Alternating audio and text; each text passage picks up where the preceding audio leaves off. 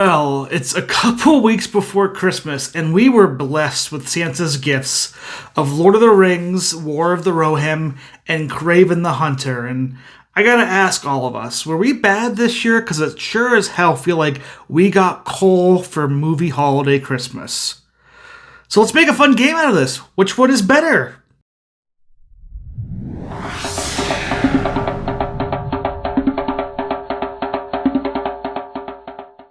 Okay, so we're gonna have fun with this one because both these movies, as you've seen if you clicked on this video, have pretty Rotten Tomato scores. One of them maybe has better audience scores, but altogether these aren't seen as hot commodity movies. Lord of the Rings, War of the Rohirrim is self-explanatory, a movie being made and rushed to keep the rights of Lord of the Rings at New Line Cinema, and Kraven the Hunter is just the newest batch of what the hell that we get from the Sony Spider-Man-less Spider-Verse that has given us some solid Venom in movies, Morbius, and Madam Web. And to compare these two tonight, we're going to go over some categories. We'll have acting, we will have production quality, production value, and we will have storytelling, categories. And the final category is which one did I have a better time watching at the end of it? Because this is an interesting competition between two movies this weekend that a lot of people may be wondering, do I really want to watch either? And let's just put them against each other and let people decide which movie they want to watch. So let's start out with acting. Now, the key whenever it comes to Lord of the Rings, War of the Rohirrim, is it's animated in an anime style. There isn't too much being, seen from facial emotions in terms of the characters on screen. That doesn't stop the voice acting to be done very, very well. It is good at times. It definitely brings a rich environment to some of our characters and is overall just perfectly acceptable voice acting. You can really get in touch with the characters. They're great in different moments. If anything, the voice acting is probably the highest of highs when it comes to Lord of the Rings, War of the Rohirrim, just because it was just quality throughout, and it really did breathe life into certain characters of the movie in different parts. Kraven the Hunter was not the best acted movie in the world. In fact, a lot of the actors were giving some of their worst performances I've seen in a lifetime, whether it's Russell Crowe, Academy Award-winning actor Russell Crowe, with one of the worst Russian-style accents you could have in the movie. Ariana DeBose is once again, between this and ISS, making me wonder, does she have to be in a musical to be good? Because this is another movie where she just is not connecting with me, and she's coming off bland, flat, and just not an overall good actor in this movie.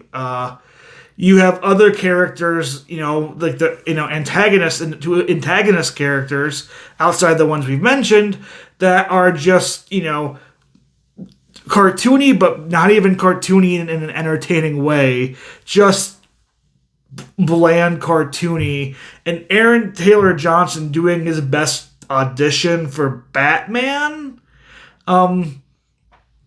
He's not overly terrible in the movie, but he's not really bringing any personality or liveliness to Kraven, Sergei, in this movie for me. So if I'm going to sit here round one, we have voice acting between Lord of the Rings, War of the Rohirrim, and Kraven the Hunter.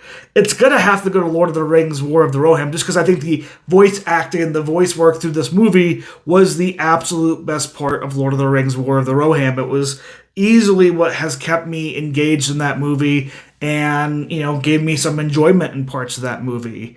Next up, let's talk about production value. Going with Kraven the Hunter, there's some pretty iffy CGI throughout the whole entire movie. When it comes to, I guess you want to call it voice acting, but there's parts of the movie where there's ADR, and there's really one bad scene in the beginning, where a grandmother's talking to their grandchild, and you can see their lips moving, and you can see the words absolutely not matching anything those lips are moving to. This is some of the worst ADR I've seen. I wish I could say it's the worst I've seen this year, but Sony did worse with Madam Web, but it was pretty bad. The CGI of some of these animals were kind of like, eh. The visual effects on Kraven sometimes worked well, sometimes didn't work well. Obviously, some of his stunt work I thought was engaging and decent, and I do think there was something about Kraven just feeling kind of cartoonish that gave me a little bit enjoyment, but I can't say it was overall good production value or production settings when it comes to like costume and makeup, when it comes to visual effects, when it comes to score or ADR or sound design. Like, it's not that great overall, but hey, sometimes that campiness can make you laugh and engage in different ways and wonder how the hell did this happen. Lord of the Rings War of the Rohirrim, production value wise, is like a tale of two stories. There's a lot of still imagery, there's a lot of great background animation done, and some great action scenes done in this movie with the more Japanese, because this was made in Japan, Japanese style 2D animation. But I have to say, the faces just being like that took a lot out of me, or it took me way too long to get involved in this movie, because I felt like I was paying more attention to how their mouths do not emote anything, and how their facial eyes and stuff don't emote anything, that I just was very disengaged. Like I said, there's some beautiful, beautiful, beautiful animation in parts, but overall, it is nothing that's too astounding. I've seen Japanese animation style that's looked a whole lot better, and even the anime style that's a whole lot better, gives more emotion. This feels like a very rushed thing. It doesn't feel like these characters have a face that gives them emotion.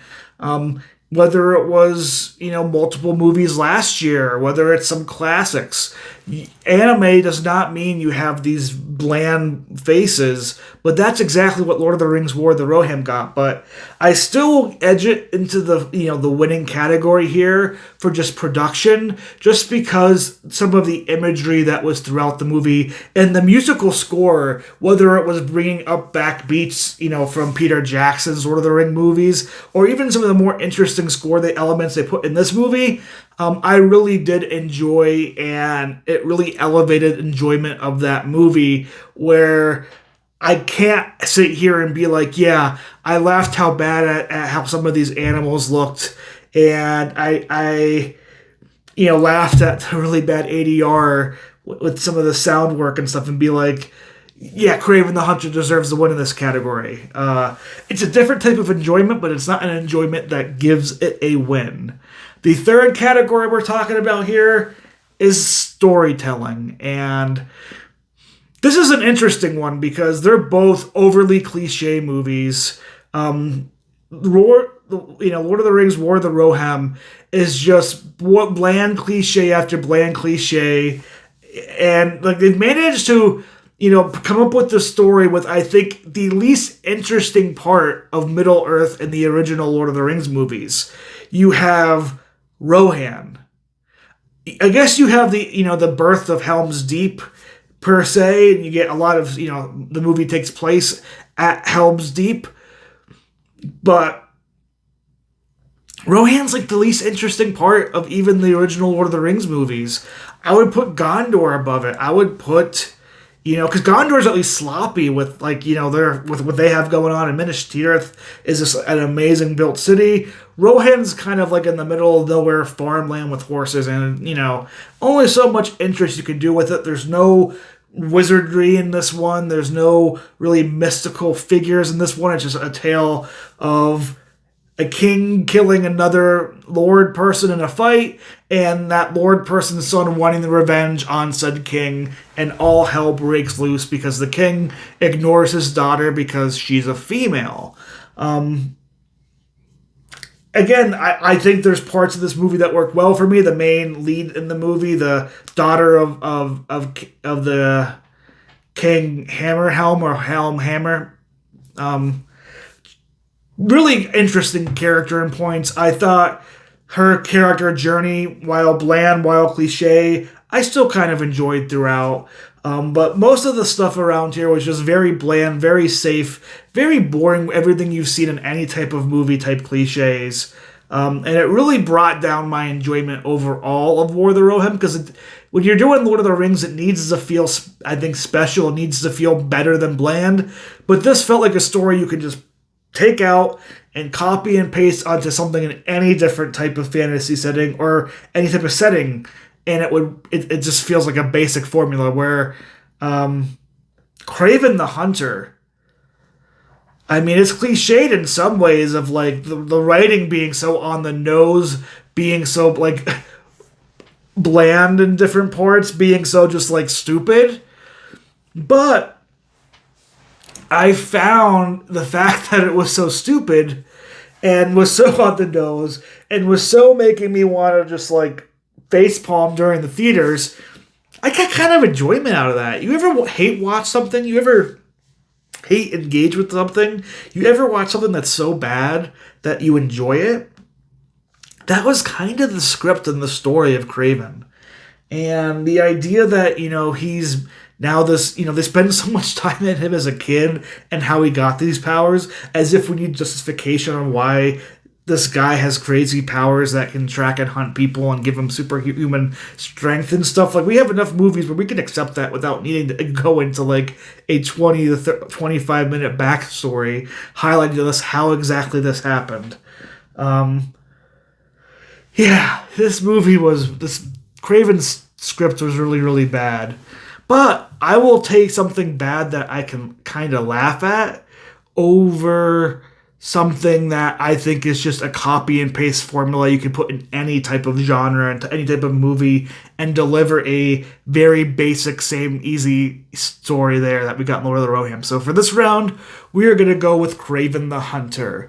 And kind of similar to this last round, when it comes to overall enjoyment, while I definitely was inspired and definitely connected and can acknowledge there's a level of craftsmanship and a level of just overall movie making that is probably superior in Lord of the Rings War of Rohirrim, I couldn't help but laugh and be just in awe of how bad Kraven the Hunter is. It's the type of movie that, like, if you go in knowing it's terrible, you go in wondering, like, how bad can it be, you just want to laugh at something, you don't mind just laughing at the terrible stuff, and you wonder, how the hell did this get made?